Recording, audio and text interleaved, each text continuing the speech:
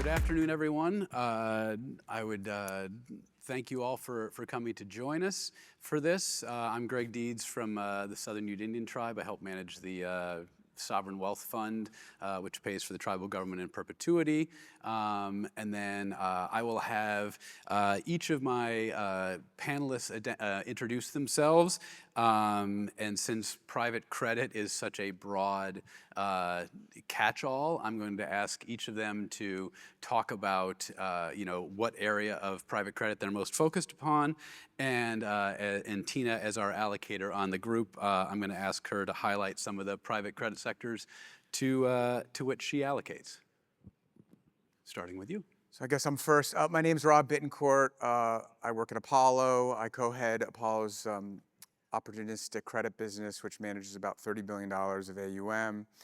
We're focused actually primarily on the top of the capital structure investments, targeting returns between 8 to 12%. In terms of where I'm most focused vis-a-vis private credit, I would say it's sort of the straddling of public and private credit, which is a trend we might talk about today, in the sense that more and more companies that have typically accessed the syndicated markets over the past couple of years have started to look to private credit as an alternative, and that's probably the trend vis-a-vis private credit that's been most relevant to my business.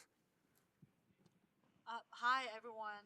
My name is Tina So. I am Mike. the head of... Tina, Mike. Oh, thank you. I have a different setup.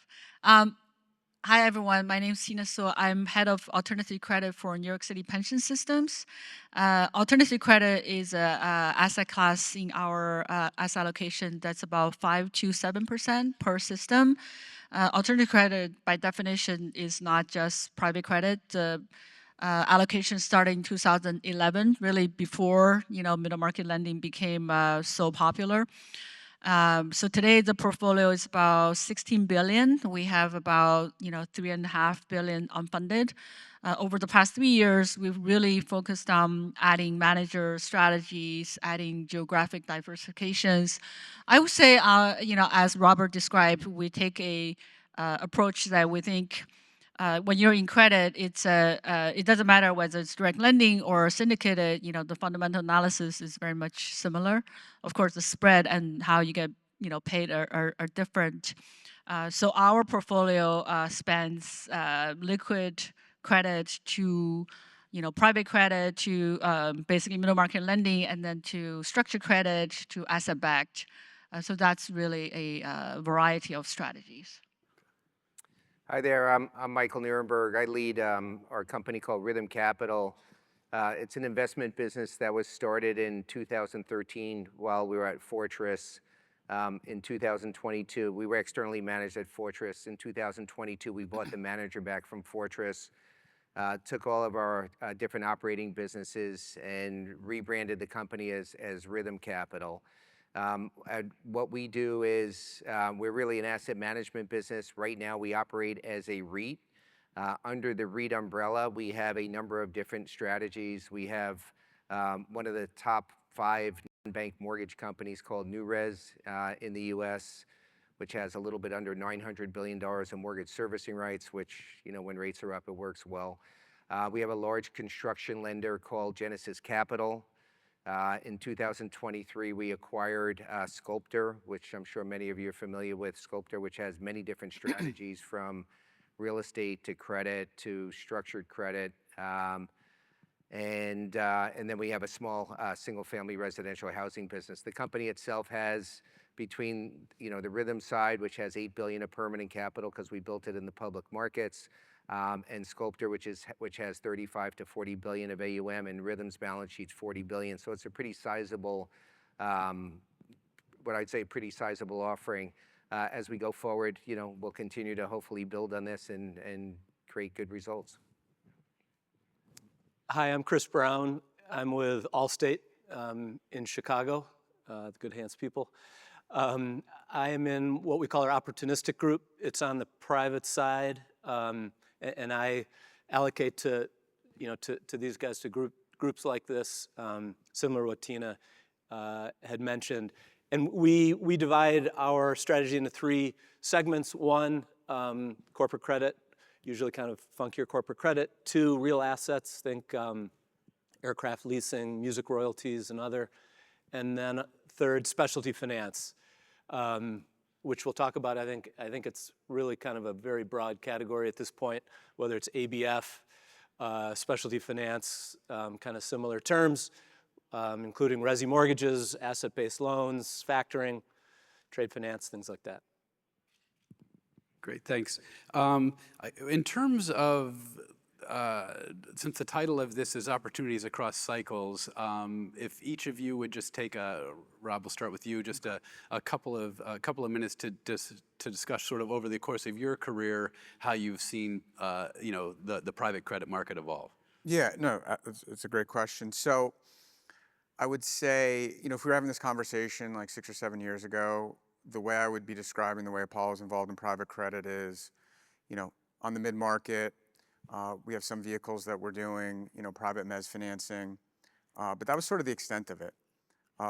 What we've seen and noticed and observed over more recently, really starting in, at least for us, maybe for others, it was kind of a different time scale, but sort of 2018, 2019, we started engaging with larger issuers, companies that you might typically expect to access the broadly syndicated market.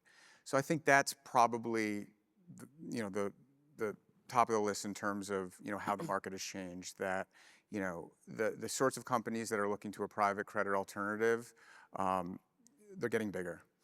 Second, I think the higher rate environment, which you saw emerge in sort of 2022, was certainly an accelerant for that. The banks obviously were dealing with, some hung loans. I think at the peak they had $70 billion of, uncommitted, unsyndicated, loan and bond commitments. And that really created sort of white space, I think, for, folks like Apollo to kind of step in and be a provider as an alternative to the syndicated market, because, essentially the banks, wasn't that they weren't making new commitments, but they were certainly constrained in terms of the sorts of commitments they could make because of the, the unsyndicated risk that they had on their balance sheets. And, I think as larger and larger companies have had experiences with private credit, I think mostly good experiences, just the size of companies that are now willing to, look for alternatives beyond the syndicated markets continues to increase to the point now, private credit has become a really, really, and I won't spend too much time on it because, I know it's not the focus of the conversation, but, investment grade private credit, where, Apollo originated, I think, over $20 billion of IG rated private credit last year. And that's probably, from a notional dollars perspective, where we're seeing the most growth. Sure. I think given that our portfolio started investing in 2011, so we certainly have spent different cycles as well, including the most recent interest rate cycle. I would even say, if you count COVID as a cycle, although it was very, very short. If we focus on just simple direct lending, it used to be called, only maybe 2 years ago, called middle market direct lending. Right now, people simply call it direct lending, and there's a reason for that. So I think I would describe what's happening in direct lending very similar to what happened to syndicated loans, broadly syndicated loans. When I started, that was the first instrument I dealt with when I started doing credit, right? And back then, it was smaller issuers, issuers that can access high yield market. They're often unrated, and pretty soon, broadly syndicated loans became, U.S. Europe combined. It's like I think maybe 2 trillion today, perhaps a little bit smaller in the past 2 years. I think that's basically. Same thing is happening with direct lending, right? It used to be smaller issuers. We used to compare middle market direct lending to lightly syndicated loans, right? Today, as Robert was saying, is really established companies. And even though we're going to see a little bit back and forth between syndicated and direct lending, but on balance, we're going to see similar issuers, similar types of issuers. So I think that's what's happening on direct lending. And then on private credit itself, what's really happening now is the broadening of the strategies. More and more people are putting, liquid secondary, structured credit, CLOs into private credit strategies umbrella. So our view is the broader the definition of private credit, the more, the easier it is for you to manage through cycles. So in a way, we think we can expect you can generate much more stable returns in private credit through the cycle. Mike, maybe you could touch on just how you know, Rithm, Rhythm's, development as a result, as just sort of an illustrative point. Sure. So one of the Rithm, we actually, I grew up as a bond trader, a mortgage bond trader, and I've been doing this forever. When you look at where we are today, and one of the key buzzwords where everybody keeps talking about, and whether it doesn't matter what manager, everybody's talking about asset-based finance. We're talking about it at both the Rithm and the Sculptor levels. If you look at all the other different managers, everybody's talking about that. What I would say is that cash flow based analysis, which is what this stuff really is, right? They're assets backed by cash flow. When you really look at cash flows, it's been around forever. So now, we're coming up with this new terminology called asset-based finance. The other thing, what I would say about that is the securitization markets. To what Tina said when she talks about some CLOs that are actually going into different private credit structures. When you look at assets today, if we create an asset, for example, use our mortgage company, we could create a non-QM loan. We'll then take that loan and we could either securitize it, or we could put a turn of leverage and then you could drop it into a fund. So a lot of the terminology that you're going to hear, whether it's from us or anybody else, quite frankly, is something that goes back, what I think is many, many years. Where I do think, from an allocation standpoint, I think and I'll use the word globe, is pretty underallocated, and I'm not going to talk about a trophy real estate asset, but in general in cash flow based assets. Or you think about aviation finance, you think about asset backed finance, could be consumer finance, it could be containers. You look at the mortgage market, the US mortgage market will do about $2 trillion in origination. Everybody's talking about the commercial real estate market. So a lot of the terminology that's there today has enabled us to really grow our business at Rithm and at Sculptor. I think as you go forward, and again, you're going to see many fund offerings from a number of us. I think a couple key things to think about is, one is the origination process. How do we control in a down credit cycle? How do we control that consumer, or how do we control that company? So when we do, when I think about it, having the servicing asset in a down credit cycle is extremely important. How do we think about underwriting versus just going out there and buying an asset? So really, the growth of our business and how things, I don't know that it's really changed, but I think it's come full circle in a lot of ways as the markets are now focused more on private credit, whether it be CLOs, whether it be, residential mortgages and the like. Okay, great. Greg, I guess one thing I would add, when we think about across cycles, one of the key things that we're always underwriting in our group is downside protection. And a lot of that we see coming through, getting cash back, like in a resi mortgage or others. So we don't think about it quite as much like across cycles, because if we're doing our job right, we think that these investments are pretty durable. Mm-hmm. I mean, clearly different markets, are going to be, some stronger than others. But our underwriting focus on the downside protection kind of allows us to hopefully ride through those cycles. Okay, great. So I guess I'll start with Tina on this one, and then we'll let the guys around. It'll be partly marketing for them, I suspect. But I was just going to say, what qualities help set successful managers apart in your private credit portfolio, and how should investors like us differentiate between different private credit managers? I think it really depends on strategies, right? Depending on what they set out, define their return target and especially risk target, right? So we, generally speaking, I would agree with Chris that I think when you're in credit investing, if you're truly investing credit, I think downside protection is key.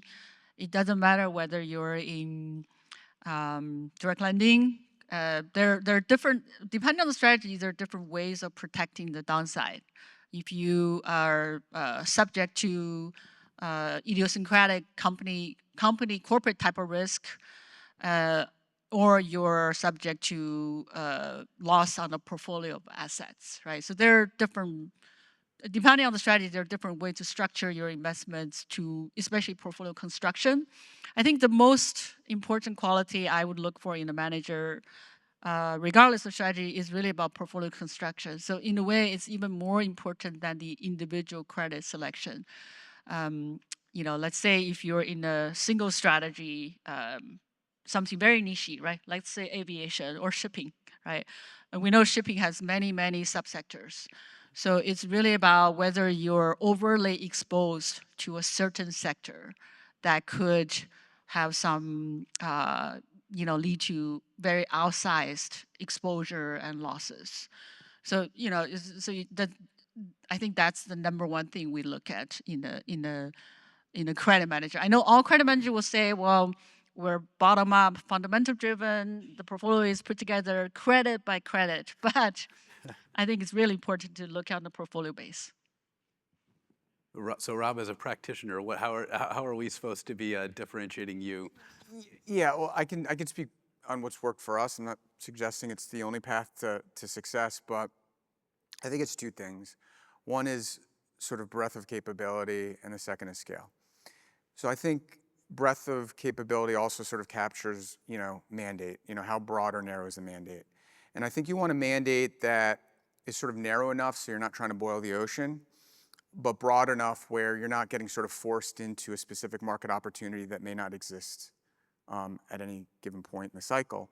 So you can really survey sort of the rel-val, within your sort of, broad mandate. I think sort of the breadth is important, more specifically, at least for us, in being able to straddle the public and private markets. And I alluded to that a little bit before in some of my earlier comments. Where we've seen the most success over the past 12 months in the opportunistic credit business, is finding situations that we can get involved in as a syndicated investor, as sort of a secondary, through the secondary markets, use that position then to create an origination opportunity. So, we were involved in, two $5 billion roughly new deals where, because we were the largest or amongst the largest holders of the syndicated debt, we're essentially able to backstop both of those deals and collectively originate $2 billion of risk, which we felt was, very well structured and priced. And then scale, I think scale is important because, if you want to pursue that strategy of sort of creating a beachhead in the syndicated markets and then using that potentially to create a private credit opportunity, with the state of documentation, the syndicated markets, et cetera, you really need to be sizable in order to have some degree of control over your destiny. And then lastly, in sort of more kind of plain vanilla situations, when you're trying to sort of be a provider or a solutions provider to a corporation that's on the larger size, you need to be able to write a big check. So, we've done within our sort of sub-investment grade opportunistic business, we're fine writing checks of between $1 and $2 billion, which many issuers find attractive because they're dealing only with one counterparty. So, at least from Apollo's perspective, that's worked for us so far. Okay, great. Chris? We think it's super interesting relative to like being able to write a big check, understanding that that's really important. But then we also like, smaller people that, can be more nimble because of just their smaller size. So we think that that's, there's kind of a, there's room for both, is kind of how we approach it.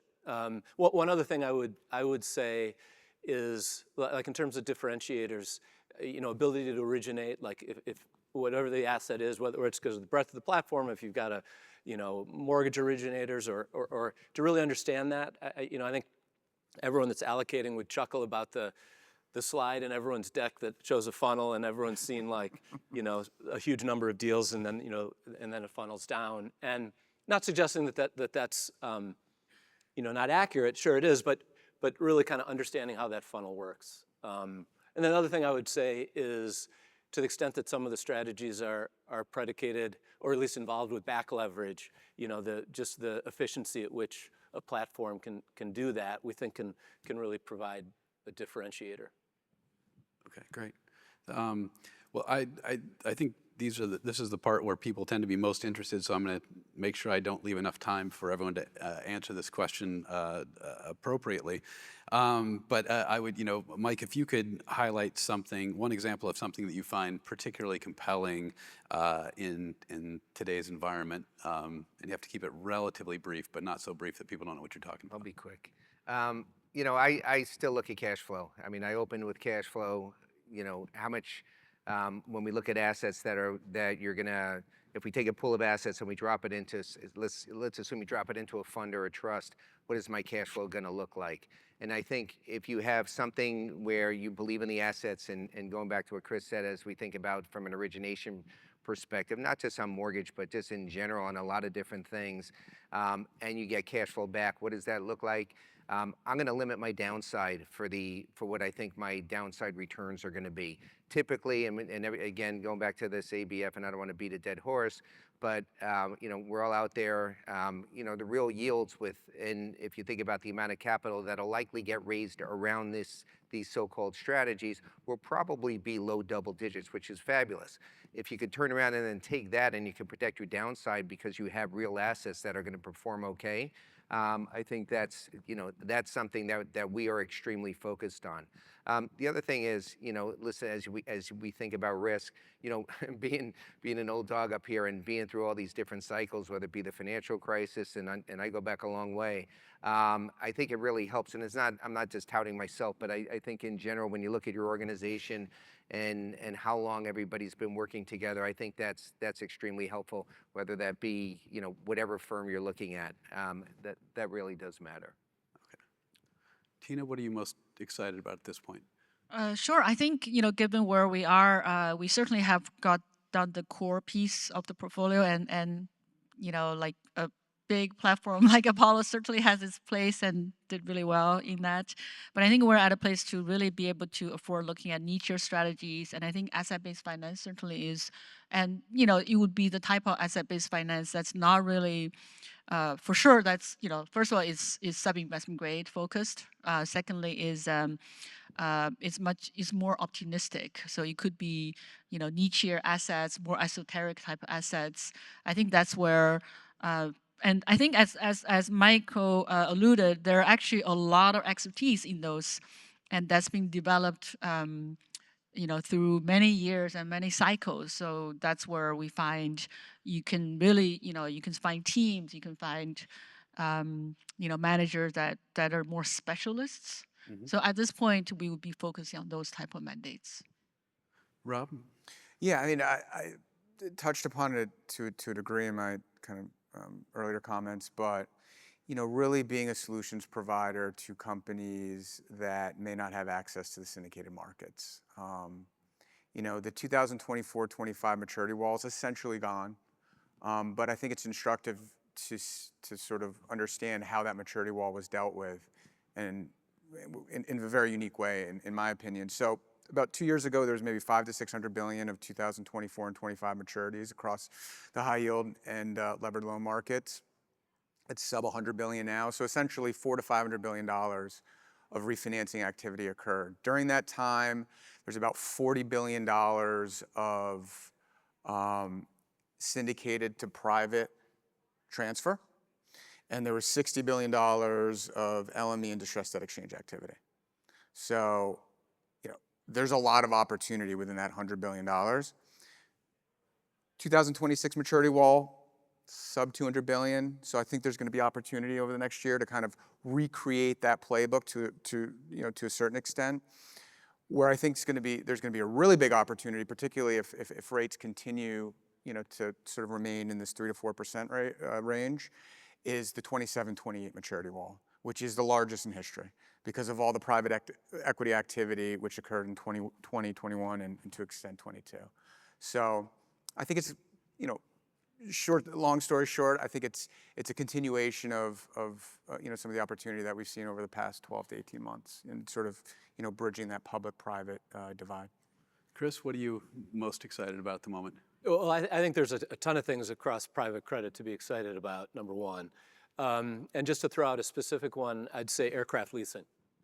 And for the simple fact that, if everyone in this room, we decided we wanted to put in an order for a narrow body, Boeing or Airbus narrow body aircraft, would be 6 years before we would get it. And that backlog really creates interesting dynamics and we think opportunities in this space. Okay, last question before we let everyone go. Since credit is obviously one of the most cyclical of industries, each one of you has to pick one thing that you think is mispriced because the market is entirely too optimistic. So what do you, and we'll just go down the road, what are you most scared about in credit? Where are we gonna? I wouldn't say I'm scared, but you continue to see sort of like You're spread. Apollo, you're never scared, right? So that's The spread continues to get sort of squeezed out of the syndicated markets. And I don't know if it's because of over-optimism versus, in the levered loan market, it's a CLO-driven market, right? So CLO liabilities have sort of compressed, spreads have compressed there. And so it makes the economics work for CLO managers. So if, a new B2 is pricing at 275, that sort of works for their structures, but for sort of unlevered structures within the business, that I help run, it really doesn't. So, again, not scared, but sort of more of that plain vanilla syndicated risk. We're not nearly as active in this environment as you would expect in sort of a wider spread environment. great. Thanks. I would agree. I think it was really the broadly syndicated loans, especially, maybe the cohort of, single B or even single B below, you're trading, how much, I can't even keep track, how much of them are trading like at above par, totally driven by demand for CLO paper. I would even say one area where I'm kind of scratching my head is private credit CLO pricing, right? Because that's coming for maybe like 100 bips from its peak, right? So if you look at the private credit CLO and the broadly syndicated CLO tranches, the spread has really tightened. But yeah, I don't understand why it's tightened so much. So I probably won't touch it just yet. I'll just throw a random one out there. As you think about maturity, and I'm not going to talk about corporates, but you think about all these securitizations that have been done around even single-family rental in the housing sector, as some of these maturities are going to come up and the liability structure resets from, for example, 3% to 5.5% or 6%. What is the actual cap rate on the underlying home? Where people own those homes. I think it's something to watch out for. I'm not really that nervous on credit per se. I think you got to look at the underwriting and rates are going to stay higher for longer, which is our general view. I think you got to think about there's going to be some tail risk at some point because the unemployment rate is still low, and at some point, if the economy does roll over, I think you got to be a little bit careful around credit. I think you guys made a great point. I think it'll be super interesting as lower cost financing has to roll into higher, and then agree that we're cautious on seeing credit spreads tighten. Well, thanks everyone. We appreciate your attention. Thank you.